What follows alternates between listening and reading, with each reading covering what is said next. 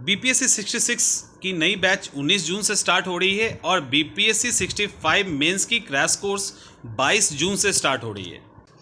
तो जिनको भी लगता है क्लास ज्वाइन करना है, इंक्वायरी नंबर है, यहाँ पे कॉल कर लें, शेड्यूल आपको मिल जाएगा। इसके अलावा हमारी टेस्ट सीरीज़ भी चल रही है, तो टेस्ट सीरीज़ भी जो ज्वाइन करना चाहते हैं वो कर सकते हैं। सारी सिलेबस और शेड्यूल इस इंक्वायरी नंबर पे अवेलेबल है।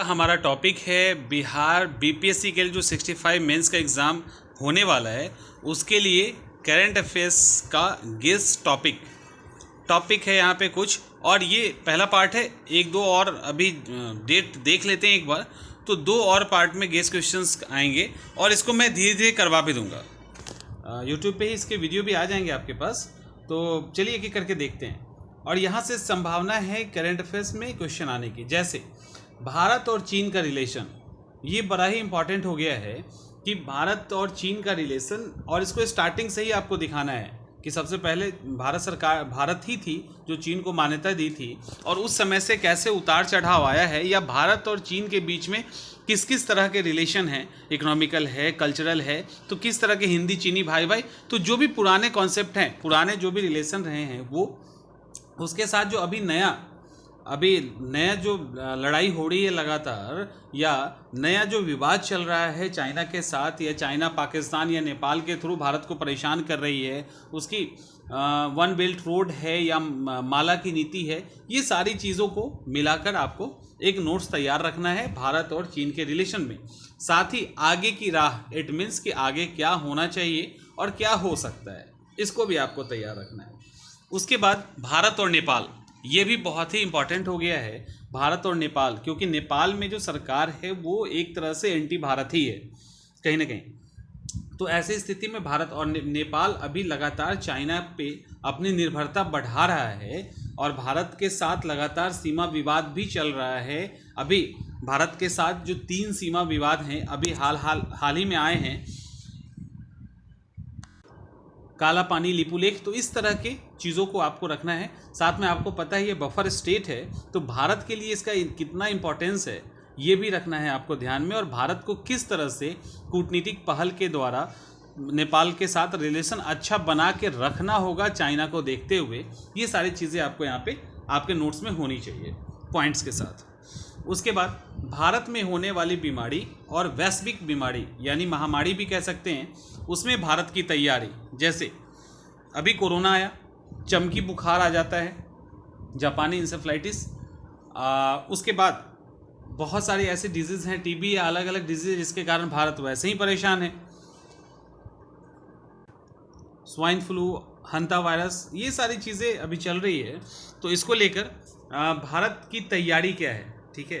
कोरोना को लेकर काफ़ी ज़्यादा भारत की क्रिटिसिज्म भी हुई है, तो हम कितने तैयार हैं, और तैयार अगर नहीं हैं तो कैसे तैयार हो सकते हैं, तो ये सारी चीज़ें एक बार इसको आपके नोट्स के अंदर ये होना चाहिए। भारत और अमेरिका को भी आपको ले लेना है रिलेशन में, क्योंकि भारत अमेरिका के बीच में लगातार ट्रंप मोदी ट्रंप हो रहा था, और ऐसी स्थिति में चाइना ने जब भारत के अगेंस्ट में एक तरह से मोर्चा खोल दिया है, तो अमेरिका की क्या स्थिति होगी। और अभी जो वैश्विक संदर्भ चल रहा है, ग्लोबल स्तर पे जो इकोनॉमी डाउनफॉल में जा रही है, वहाँ पे अमेरिका का क्या होगा, या जो सुरक्षा संगठन है, सुरक्षा परिषद है यूएन का, वहाँ पे अस्थायी सदस्यता के लिए अमेरिका कितना एफर्ट कर सकता है, ये सारी चीज़ें, यानी अमेरिका और भारत की जो रिलेशन है पहले से लेके अभी तक, इसको भी देखना है। भारत में बढ़ती सांप्रदायिक हिंसा और उसका समाधान, अभी लगातार आप देख रहे हो पालघर की घटना लेटेस्ट है, इसके पहले भी मॉब लिचिंग, यहाँ पे एक वर्ड छूट गया, मॉब लिचिंग भी करना है। सांप्रदायिक हिंसा जो बढ़ रही है, वो कॉन्स्टिट्यूशन में क्या प्रोविज़न है, हमारे यहाँ उसको रोकने का क्या प्रोविज़न है, और क्या होना चाहिए, कैसे स्पीड ट्रायल या ये सारी चीज़ें होनी चाहिए, जिसके कारण सांप्रदायिक हिंसा जो बढ़ रही है वो रुक जाए, और लोगों को कैसे अवेयर किया जाए। एक और बड़ी खबर इट मीन्स कि कोरोना के टाइम में बहुत बड़े स्तर पे क्रिटिसिज्म हुआ है भारतीय मेन स्ट्रीम मीडिया का। मेन स्ट्रीम मीडिया भी सोशल मीडिया की तरह फेक न्यूज़ चलाने लगी, जो न्यूज़ था बिना वेरीफाई किए हुए लगातार फेक न्यूज़ चलने लगा। तो भारत में फेक न्यूज़ की समस्या, और उस समस्या से क्या दिक्कत आ रही है, समस्या के कारण आपको पता है जो हमारी सोसाइटी की जो हारमोनी थी वो भी कहीं ना कहीं डिस्टर्ब हुआ था, और न्यूज़ सारी गलत निकल गई, और उसका समाधान क्या है। हमारे पास किस तरह के तंत्र है और नहीं है तो किस तरह के सिस्टम होने चाहिए ताकि फेक न्यूज को चेक किया जा सके। उसके बाद आरक्षण का मुद्दा फिर से निकल के आया, लगातार उठता ही रहता है। आरक्षण में अभी सुप्रीम कोर्ट में केस गया था, सुप्रीम कोर्ट ने ये कह दिया कि आरक्षण जो है वो मौलिक अधिकार नहीं है, आप मौलिक अधिकार की तरह इसको लेके ना आए, यह एक आपका कानूनी अधिकार है। तो आरक्षण फिर से एक बार सेंटर में आ गया है। तो आरक्षण की क्या आवश्यकता है, क्यों दिया गया, इसके अंदर क्या क्या विसंगति हुई और आने वाले टाइम में मतलब आरक्षण से क्या क्या चुनौतियां उत्पन्न होकर आ गई और इसका क्या समाधान हो सकता है। तो आरक्षण से रिलेटेड आपको इतिहास जो हिस्ट्री है इसकी और करंट कॉन्टेक्स्ट है और फ्यूचर में क्या होना चाहिए ये भी आपके पास तैयार होना चाहिए। उसके बाद अगला है भारत एवं वैश्विक संदर्भ में उत्पन्न बीमारी और महामारी से लड़ने हेतु विज्ञान एवं तकनीक का योगदान। अभी आपको पता है कोविड के कारण लगातार किट बनाने की बात हो या आरोग्य ऐप हो या इस तरह की बहुत सारी पोर्टल ला दी गई है। तो ये तो एक कोरोना के कारण हो रहा है, कोविड में हो रहा है, लेकिन जो भी हमारे पास डिजीज़ है या महामारी है उसमें लड़ने के लिए साइंस एंड टेक का किस तरह से रोल हो सकता है, इससे रिलेटेड आपको फैक्ट्स नोट्स तैयार कर लेने हैं।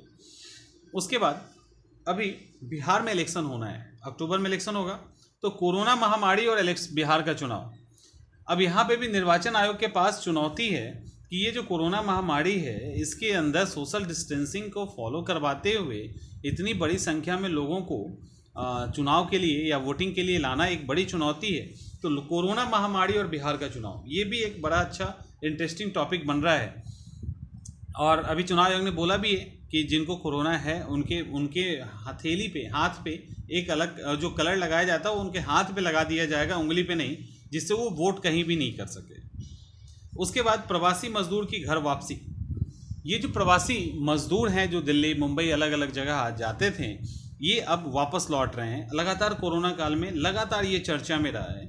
अब इससे दो तरह की समस्या हो गई, एक तो जहाँ से जाते थे वहाँ पे अचानक से भीड़ बढ़ जाएगी, बेरोजगारी की समस्या उत्पन्न हो जाएगी, अव्यवस्था उत्पन्न हो सकती है, और दूसरा जहाँ से ये आ गए वहाँ पर भी मजदूरों की कमी हो सकती है, तो इंडस्ट्रियल जो ग्रोथ है वो भी रुक सकता है। तो और जहाँ पे आ रहे हैं वहाँ पे इनके हाथ में रोजगार कैसे हो, तो बहुत सारी चीज़ें हैं। तो प्रवासी मजदूर की जो घर वापसी है इससे रिलेटेड फैक्ट्स आप जमा कर लें। वोकल की बात की गई है मोदी जी के द्वारा, आत्मनिर्भर भारत की बात की गई है। तो आत्मनिर्भर भारत बनने की जो राह है उसकी कितनी संभावनाएं हैं, क्या क्या संभावनाएं हैं, और आत्मनिर्भर भारत बनाने के लिए कितनी सारी चुनौतियां हैं। तो चुनौतियां भी आपको लिखना है और जो संभावनाएं हैं, कहाँ कहाँ हम आत्मनिर्भर बन सकते हैं, किस किस एरिया पे हमको बल जोर देना चाहिए वो, और चुनौती, इन दोनों को भी आपको लिखना है।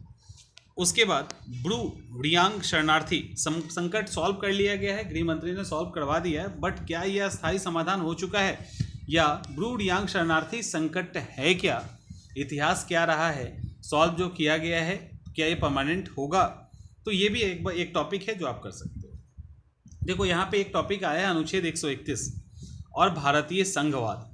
अनुच्छेद 131 और भारतीय संघवाद, इन तीनों को एक साथ ले सकते हैं और कोरोना को भी जोड़ सकते हैं। भारतीय संघवाद के समक्ष उत्पन्न चुनौती, CAA, NRC एंड NPR।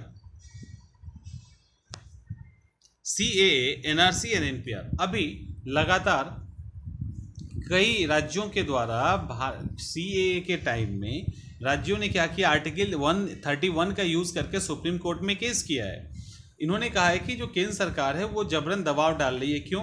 क्योंकि बहुत सारे स्टेट हैं जिन्होंने NRC के अगेंस्ट में विधेयक पास किया है। सेंट्रल गवर्नमेंट कहती है कि नहीं, ये संघ सूची का विषय है तो राज्य ऐसा नहीं कर सकती। राज्य कहती है कि अगर सेंटर ऐसा कहता है तो जो फेडरल सिस्टम है वो डिस्टर्ब होगा। तो भारतीय संघवाद, इसकी विशेषता, इसके समक्ष जो चुनौती है वो, इसके अलावा अपने आप में एक टॉपिक बन रहा है CAA, NRC एंड NPR, ये अपने आप में टॉपिक है। और कोरोना को लेके भी अभी लगातार सेंट्रल गवर्नमेंट जो भी निर्देश दे रही थी उसको स्टेट गवर्नमेंट फॉलो कर रही थी। इसके अलावा लास्ट में जब अनलॉक वाले सिस्टम आई है तो अनलॉक में कुछ स्टेट ने रिवोल्ट भी किया है, कुछ स्टेट ने लॉकडाउन अपने बॉर्डर को नहीं खोला है, जबकि इंटर स्टेट बॉर्डर जो है उसको खोलने की बात की गई थी तो बॉर्डर नहीं खोला गया है। इसके अलावा भी जैसे केजरीवाल दिल्ली में उन्होंने किया है ऐसा, तो ये सारी चीज़ें भी हैं। और इसके अलावा जो भी स्टार्टिंग में लॉकडाउन के दौरान जो निर्देश आ रहे थे, गाइडलाइन आ रहे थे, मैक्सिमम स्टेट ने उसको फॉलो भी किया है। तो यहाँ पे संघवाद के समक्ष उत्पन्न विशेषता, उसके समक्ष उत्पन्न चुनौती, इन सबको आपको मिलाकर एक टॉपिक तैयार कर लेना है।